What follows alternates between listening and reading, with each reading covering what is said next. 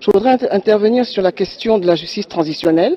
Je crois qu'aujourd'hui, il y a des efforts qui ont été faits dans le domaine judiciaire et il est important que ces mesures judiciaires s'accompagnent dans le cadre d'une stratégie qui est déjà pensée par des mesures non judiciaires, notamment des mesures qui répondent aux besoins des droits économiques, sociaux et culturels, notamment qui permettraient aussi une réparation collective. Lorsque nous sommes partis à Bria, la réponse qui nous a été donnée par la population, c'est que nous avons encouragé à la prise des armes parce qu'il n'y a pas d'école ici, parce qu'aucune école n'était construite, parce qu'il n'y a pas de route pour désenclaver, parce que nous sommes beaucoup plus proches notamment des pays voisins que de Bangui. Il y a donc ce besoin de revenir dans la République et de profiter, je crois, à égalité des ressources de la République. Et c'est cela la justice sociale. S'il n'y a pas de mesures de justice sociale pour compléter les mesures de justice judiciaire, et dans le cadre d'une stratégie de justice transitionnelle, il n'y aura pas de paix durable. Et cela, je pense que c'est tout partout où je suis parti, j'ai entendu ce cri de la population, et ça m'amène à la deuxième partie de ce que je veux dire, c'est qu'aujourd'hui, il faut compléter les décisions qui ont été prises dans le cadre du forum de Bangui par des décisions qui sont prises par des discussions, par un dialogue communautaire au niveau local.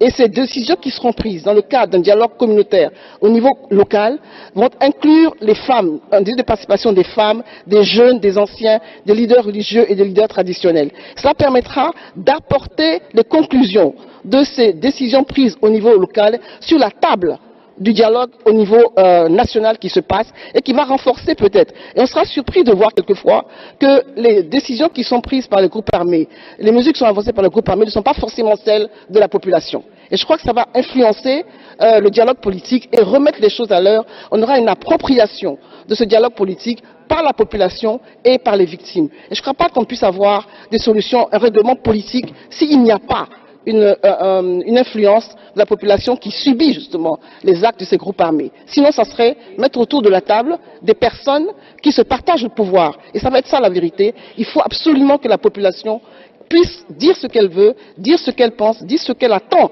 des groupes armés, dire ce qu'elle attend du gouvernement. Et je crois que ça c'est vraiment indispensable. Et vraiment, je lance ce cri-là aujourd'hui pour que dire qu'il y aura un dialogue inclusif pour moi, c'est dire qu'on va tenir compte des décisions qui ont été prises au niveau local de manière démocratique par la population.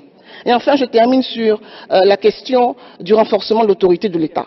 Aujourd'hui, si vous allez à l'intérieur de la Centrafrique, vous pouvez voir que partout, les groupes armés sont en coopération avec la MINUSCA et avec les préfets. Quelquefois, les préfets n'ont pas de police et de gendarmes propres qui les protègent. Ils sont protégés par les groupes armés.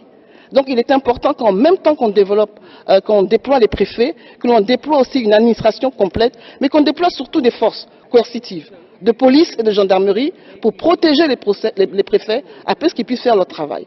Et cela, ça se fait déjà dans certains endroits comme Pawa, où la FACA est soutenue par la MINUSCA et la population demande qu'il y ait de plus en plus de soldats qui sont formés dans le cadre du secteur de sécurité pour sécuriser le déploiement d'autorités de l'État.